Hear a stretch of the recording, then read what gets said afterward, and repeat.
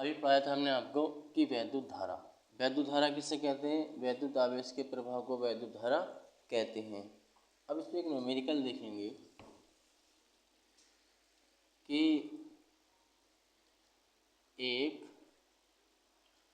एक कूलाम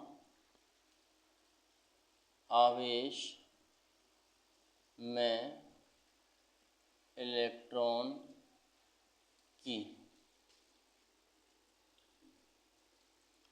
संख्या कितनी होगी?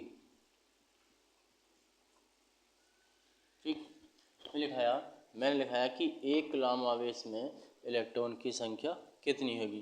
भाई एक कूलाम आवेश में दे रखा है, तो जब एक कूलाम आवेश है तो पहले लिखेंगे सॉल्यूशन। एक कूलाम आवेश में इलेक्ट्रॉनों की संख्या ज्ञात कराइए हमसे। तो उन्होंने कहा कि एक कूलाम आवेश, तो हमारे पास आवेश जो दे रखा है, आवेश कितना हमारे पास, क्यू का मान एक कूलाम, कितना, एक कूलाम। कह रहे हैं कि इलेक्ट्रॉनों की संख्या बताइए। भाई इलेक्ट्रॉन की संख्या किससे लिखते हैं? इलेक्ट्रॉन की संख्या को एन से। किससे लिखते हैं? एन से। इलेक्ट्रॉनों की संख्या ज्ञात करने के लिए मुझे क्या क्या चाहिए भाई? मेरे पास सूत्र होता है Q बराबर एन ई। क्या होता है मेरे पास फॉर्मूला? Q बराबर एन ई। Q हमारा आवेश है, एन मुक्त इलेक्ट्रॉनों की संख्या, ई हमारा इलेक्ट्रॉन पर आवेश। वह इलेक्ट्रॉन पर आवेश हमारे पास रखा, तो इसकी ई की जो वैल्यू होती है वो 1.6 इंटू 10⁻⁻19 कूलाम होती है। कितनी होती है? 1.6 गुणा 10⁻⁻19 कूलाम होती है। अब इसको मान लेंगे समीकरण नंबर 1। हम मान किसका निकालना? एन का, तो एन से तो हम बोलेंगे नहीं, तो क्यू का मान दे रखा हमारे पास 1, एन को ऐसे ही रहने देंगे, ई का मान लगा देंगे 1.6 गुणा 10⁻⁻19।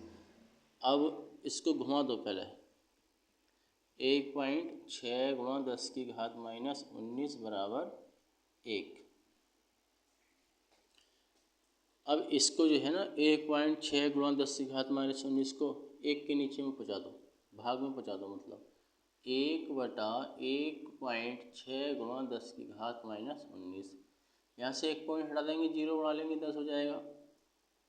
तो n बराबर 10/16 गुणा माइनस की 19 घातें ऊपर जाएंगी, प्लस की हो जाएंगी, तो प्लस की 19 घातें हो गई। जब प्लस की 19 घातें हो गई, इसको पहले 2 से डिवाइड कर दो, 2 पंजे 10, 2 अट्ठे 16, तो n बराबर आ गया 5/8 गुणा 10⁻19। अब 5 तो छोटा है भाई, 8 बड़ा है, तो यहाँ से एक 0 धार ले लो, तो n बराबर 50/8 गुणा 10⁻18। 8 से इसको डिवाइड कर दो, 8 छंग 48, कितना बचा? 2, 8 दूनी 16, 4 बचा, 8 पंजे 40 गुणा 10⁻18 आंसर। तो ये तो आई हमारे पास एक कूलाम, कितना? एक कूलाम में इलेक्ट्रॉनों की संख्या कितनी? 6.25 गुणा 10⁻18। जब एक कूलाम में इतनी है इलेक्ट्रॉनों की संख्या, तो 2 में कितनी हो जाएगी? 2 में कितनी हो जाएगी भाई? 2 में हो जाएगी, तो 2 गुणा n बराबर 2 गुणा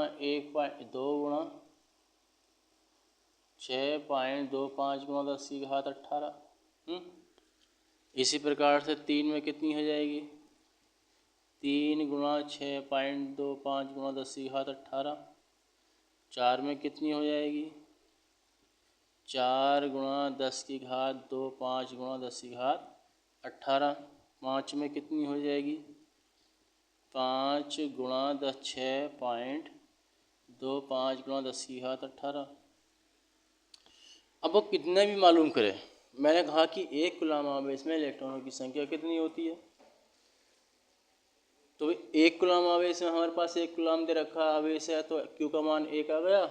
इलेक्ट्रॉन की संख्या n हमें ज्ञात करना है, क्यू बराबर फॉर्मूला होता है Ne। n हमारा इलेक्ट्रॉनों की संख्या, क्यू हमारा आवेश है, E हमारा इलेक्ट्रॉन पर चार्ज है। जब इलेक्ट्रॉन पर चार्ज है तो E का मान होता है 1.6×10⁻⁻19 कूलम। तो अब इस समीकरण 1 से, समीकरण 1 में मैंने क्यू का मान रखा, n को रोक लिया, E का मान मैंने ये रखा, इसको इधर घुमा दिया और इसको इधर घुमा दिया। मैंने n को रोक लिया, इसको मैंने इसके बटे में पहुंचा दिया, वो ये आ गया आपका। यहाँ से पॉइंट हटाया, 0 बढ़ा दिया, 2 से 10 को डिवाइड करा 5, 2 से 16 को डिवाइड करा 8, 2 8 16, 2 5 10, 5/8 गुणा 10⁻19।